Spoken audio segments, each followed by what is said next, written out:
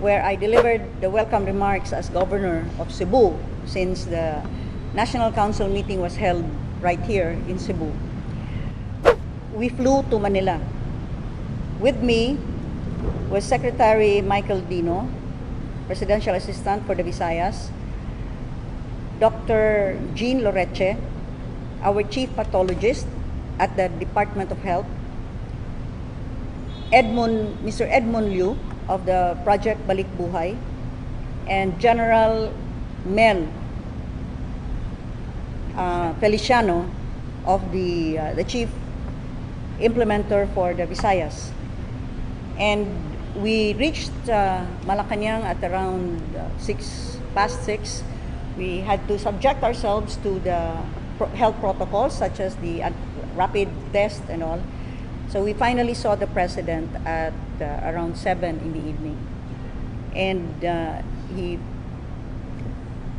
was accompanied by Secretary Anyo, Secretary Duque, Secretary Harry Roque, Secretary Delphine Lorenzana, and Secretary Galvez, as well as, of course, Senator Bong Go.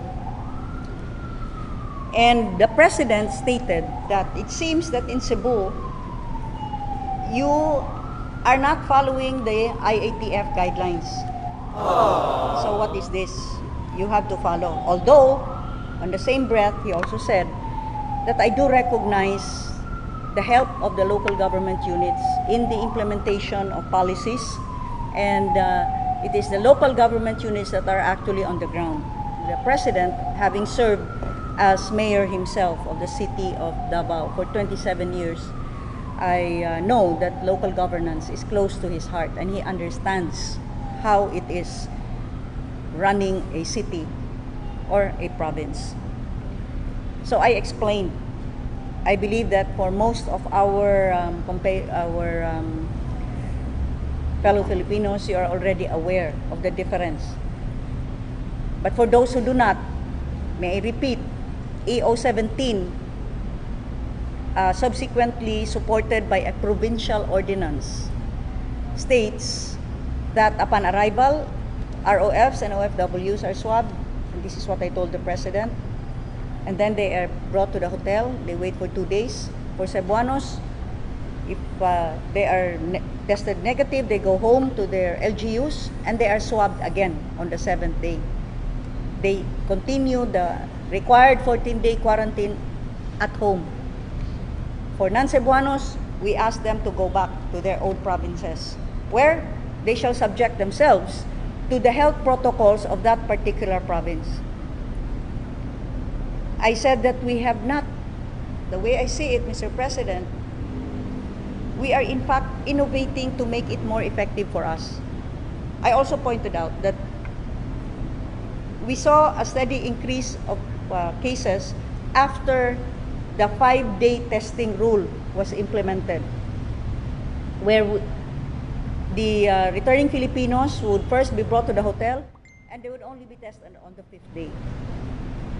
So that when we implemented by March 31st, going back to the old procedure of testing upon arrival, we saw the steady decrease of cases. And I said, in fact, in Cebu, we have made it even stricter in the sense that it is not a single swab. We swab twice, because once the returning Filipino goes back to his home or his family, he is swabbed again on the 7th day. And then I brought out the humanitarian aspect. Said, Mr. President, these OFWs do not come home to have a good time, actually. Sometimes they do not even have enough cash to pay for the ticket. They borrow money or do a cash advance. And then they come home because there is a reason.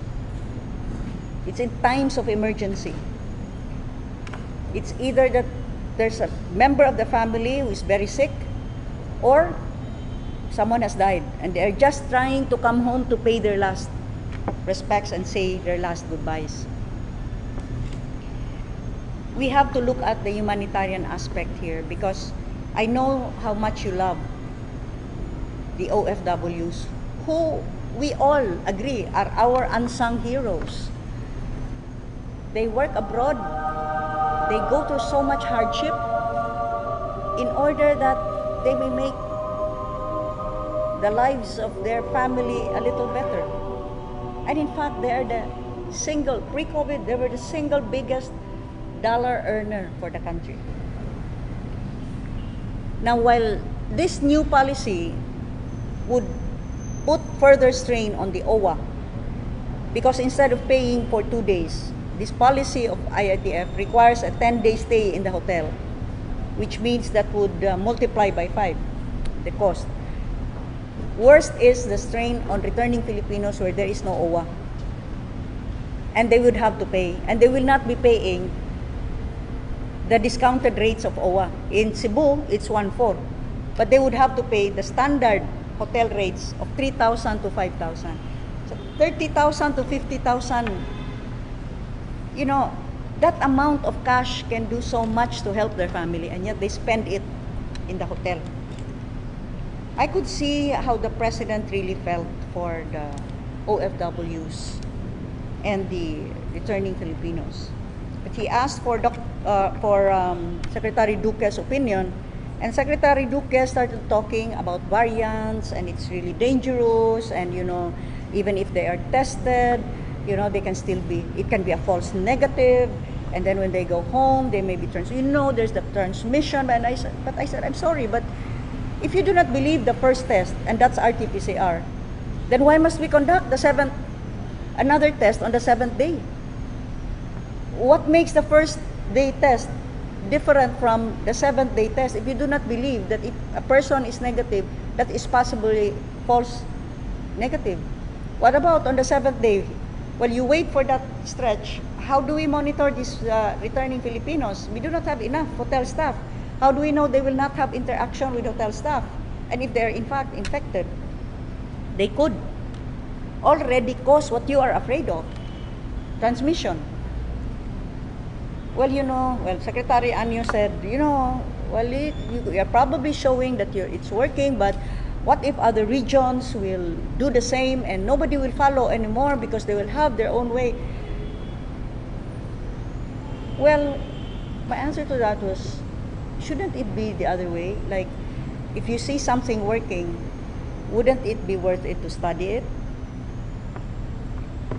and perhaps find out why it's working and see if this could perhaps be applied to other regions? If you were to be very, very strict about it, we are only arguing about the hotel stay, which is a heavy financial burden and a heavy emotional burden on our both OFWs and ROFs, away from their families, especially in times of emergency, the very reason why they came home. You know, Dr. Jean Loreche came complete with her figures and showed that Cebu has been able to manage. The variant that you had first segregated as P.3, which later on they called the Central Visayas variant. We are so special to them, really. Very special. You know, in other places, it's called the UK variant, South African variant, it's called now the Indian variant. But in the entire universe, there is only one regional variant, and that's the Central Visayas variant. Because they were saying, you know, this can be like Indian variant and all. See, Dr. Jean showed that we were more, you know, we have been more religious in sending samples. And in the samples that were sent, there was only one that was really confirmed as a UK variant. However, we were able to show that testing upon arrival showed a 0.30 positivity. So that 0.30 were found to be positive. You see, If we were only test them on the 7th day, what would have happened? I also said, because they were insisting that it should be on the 7th day because it's the strongest, you have the highest viral load. So I just asked the very simple question. If we believe that everybody should be tested on the 7th day, are we to presume that everybody who arrives every day coming from different countries, subjected to different environment, are all to be reckoned from day one? That they could have been already infected, pero day one. Because we are all counting them as day one. I said, what if someone arrived and he's already day 5? But we did not test him because we'll have to test him on the 7th day. By that time, he would have already passed his highest viral load. And he could already have been talking with the hotel staff, or for all you know, might have escaped from his hotel room to go to his family. I mean, these are just very simple questions, but they say that our science tells us that, it should be done this way. So Dr. Loreche said, because Secretary Duque emphasized to the President that, variants might be very highly transmissible and very lethal. It could be very virulent. So it was Dr. Jean Loreche who said, viruses mutate all the time, Mr. President. That's the nature of the virus. And that is why there will always be several variants. Variants. And that it is all about being able to contain and being able to manage. In the end, the President advised Secretary Duque to study our procedure here and see if this could possibly be a good way or innovation that could be adapted. Secretary Duque at first said that, yes, we will discuss this, but or words to that effect, that our minds are made up. So the President had to repeat to study. So they were given until Thursday. At least we did all that we could. Secretary Michael Dino, in fact, because Secretary Anyo said, okay, your cases may be low in Cebu, but we have data to show that the cases in other provinces are rising because they came from Cebu. So Secretary Michael Dino had to speak up for Cebu, being a Cebuano himself. And he said, I'm sorry, I find that statement very unfair. How can you prove that? I found it illogical. Because if they came from Cebu, how come our cases are dropping? Wouldn't the more logical thing have been, our cases are rising, and so we are infecting the others? But, well, it gets more and more confusing over there. I think si Senator Bongo, and I have to say this, he really spoke up for the Cebuanos and the ROFs and OFWs. So we have to thank Senator Bongo. He said that, I've been to Cebu, Mr. Mayor, he calls the President Mayor. I've been to Cebu together with E.S. Medialdia. Cebu is doing good, doing fine. We can see that how they are facing this crisis is in a way that they are able to manage and able to, in fact, open the economy now and tourism. So, and I also know what a heavy burden this is for our OFWs and ROFs, because I get all of these calls asking for help. See, Senator Bongo. So he spoke up for this, and he said it's really worth studying how Cebu is doing it. I could see that the President's heart was really for the OFWs and ROFs. I mean, he's a very sincere person, so I could see that. He also understood the the duty that all local chief executives face, the accountability to the people that we carry every day. Advisors and even unelected officials, they have no accountability but to the appointing power only. Our accountability is to the people. And he understood why I had to do this. In fact, I thank the President. I heard him clearly when he said, Gwen, you're a very proactive leader, and that is good. So we will have to study what you are doing. In the meantime, national policy has to be followed. In the meantime, national policy must be followed. And however, we do not admit that we are perfect. So that if your ways could be found to be effective, then perhaps this can even be followed by others. So I told him, Mr. President, on the national policy must be followed. I said, Mr. President, at any rate, flights have been diverted. Flights intended for the Manila-Cebu International Airport have now been diverted to Manila. So we don't have any arrivals. And my executive order and the provincial ordinance cannot apply in Manila. So until the Secretary Duque, Secretary Anyo discussed this, and well, Secretary Harry Roque also spoke out, and Cebuanos have to know this also. He stayed in the middle. He said, Mr. President, I have to speak. I know that you asked me to speak to Governor Gwen, knowing that she's my BFF. And every time that I talked to her, I kept on repeating that national policy, IATF is national policy, and national policy must be followed. But on the other hand, Mr. President, maybe it's time to ask, why is Cebu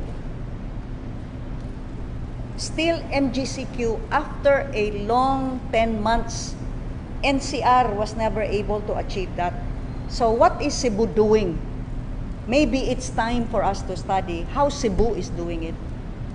That was his statement.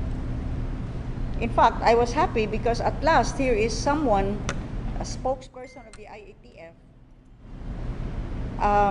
keeping an open mind about finding out what are we doing right over here in Cebu. And so that perhaps what we are doing right could contribute in whatever little way we can to moving forward from this pandemic and easing people's burden, the burden of a devastated economy, but at the same time being able to maintain health and safety protocols, because obviously numbers don't lie, figures don't lie. Our cases continue to be low. But then, for those that may be experiencing high numbers now, maybe they could also people's burden. They may also take a page from the Cebu Handbook on how we managed times when we had increases or surges. Perhaps that's something that might help. I mean, we are all Filipinos here. We want to help each other. Let's help each other as a country, as a nation. And this is not all talk over here in Cebu. This is all supported by validated, verified, irrefutable data. Go, just a follow-up. What will happen to your executive order? Padayon gihapon, status quo. Once the period of diverting the flight would have elapsed. You know, I never answer speculative questions. You know that. You know me better than that. So I am reporting to you on what is.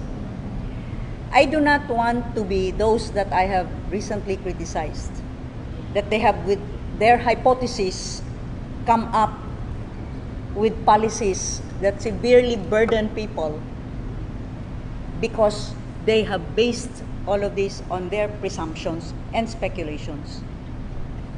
Could they at least give a say as to when they would have the final say on the He was given until Thursday. Si Secretary Duque. In fact, the President repeated that.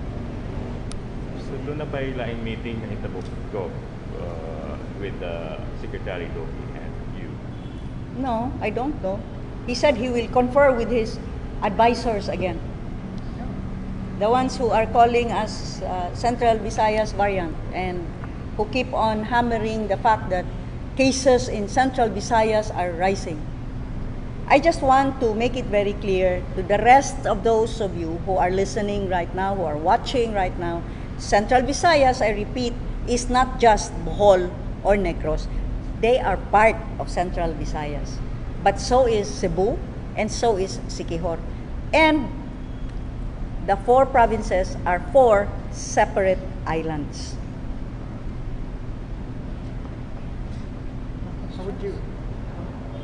How would you describe the meeting? Would you consider it are we successful with our objective of going there to Malacanang?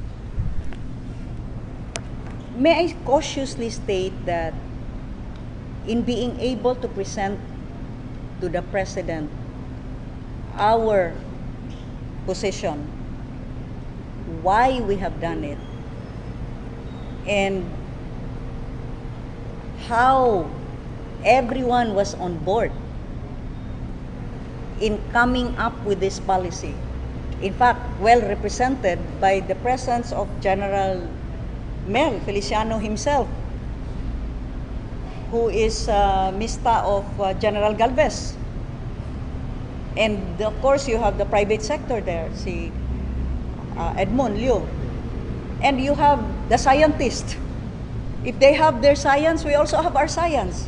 Chief pathologist, UP, a product of UP, Dr. Jean Loreche, and Presidential Assistant for the Visayas, who also, of course, is part of the Duterte administration and sees what impact this has been on the Duterte administration, because the diversion of flights was signed by Secretary Medialdia. So, right now, correct me if I'm wrong, but those that have been affected are feeling, bad against the President, not against IATF, not against Secretary Duque, or not against Secretary Anyo, but against the administration. And that is why Secretary Michael Dino also had to speak out in defense of the President. So, I think in the sense that the President was able to be given a different point of view. Because in fact, when Secretary Duque kept on repeating, Mr. President, variants are so scary, they can be highly transmissible, and we do not know how deadly they can be. Look at India, Then another scientist or another doctor spoke up, and that was Dr. Loreche, who said, Mr. President, viruses always mutate. In fact, the SARS and CoV mutated. This is what's happening now. We will see so many variants coming up. And I think it was kind of a surprise to hear that kind of different point of view. And more so, and most of all, the President in that meeting really showed his compassion for the OFWs and returning Filipinos. You could see it in his face, how he really cared for the OFWs and ROFs. He was really trying to look for a way. First, he said financial. he was asking for a budget, if we have enough. But then he was saying, do we still have enough? So, Mr. President, beyond that, it's really, they're away from their families. They have very short time. There's an emergency that they have to attend to. And beyond that, this can work. We can have that quarantine, but let's do it at home. Anyway, returning Filipinos, OFWs, I am sure for many of them, their homes qualify for home quarantine. Well, Secretary Duque started saying that, but we have now found out that the high transmission is caused at the home. It's because of this home quarantine that has caused the transmission. It's very high. So I had to remind him, Secretary Duque, home quarantine is allowed by your DOH memorandum. You have a DOH memorandum circular which defines what homes can qualify for home quarantine. So you sanction it, you allow it. How would you describe the meeting, the entire meeting? Is it tense or is it kuan lang, chill? No, it's okay. I mean, may I say also that Secretary Duque, Secretary Anyo they were not hostile, no? They were very courteous. Secretary Galvez and Secretary Delfin were very quiet. Anyway, they were wearing masks, so I could not say whether they were smiling or not. But they never said a word. Senator Bong spoke up for us. You have to thank him for that. And Secretary Harry Roque asked a very valid question, very thought-provoking, but very important, saying, why is Cebu on MGCQ for such a long time now, something we have never been able to achieve here at NCR? Isn't it worth looking? What is Cebu doing? In fact, at one point in our meeting, the President said the same. It is the constitutional right of every Filipino to come home. And we must look into that. So, however, niingon Secretary Duque, kung katunang we talk about finances, that's already in the Bayanihan Act, there's already finances. Besides, for the OFWs, besides, anyway, these ROFs, they're a very little percentage. So I had to say that, beyond the numbers and beyond the figures, these are persons. These are human beings. And they are Filipinos. So we must not treat them that way, as mere figures. But at any rate, mauna, ampo na lang ta sa Senyor Santo Niño.